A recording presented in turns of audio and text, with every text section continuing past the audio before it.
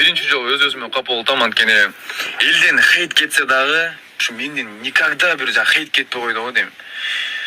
Интервьюсун көрдүм, да мага жиберип таскамды чыгардыңар ужочу. Да, я самый конченый адам менмин, пидорасный адам менмин. Да, мен дейсиңер, тиран, аялын өлтүрүп кое турган, мошенник, да, ушундайм, не кылайын эми?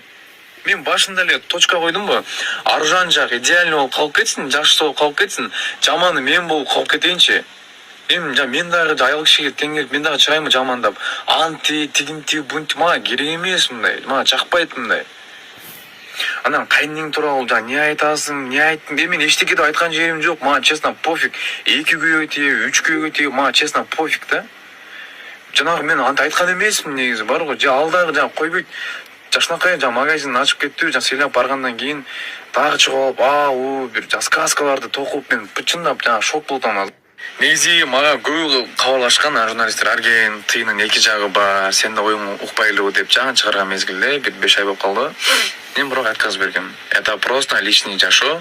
Эч кимге отчет бергим келбейт. Да, мен жаманы мен болуп калайын. И все деп эле жаап койгом.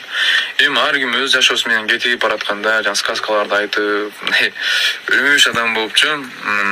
Ну ладно, мен так да айтайын, жаманы мен болуп калайын.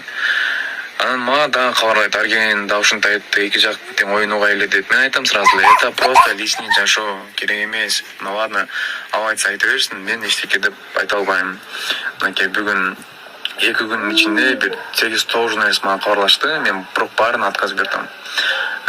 Ушул жерге айтып кетейин, мен личный жашоомду эч качан айткым келбейт. Бул туура эмес деп ойлойм. Базар жок, биз элдин астында тааныштык, бирок элге отчет бер деген нерсе эмес.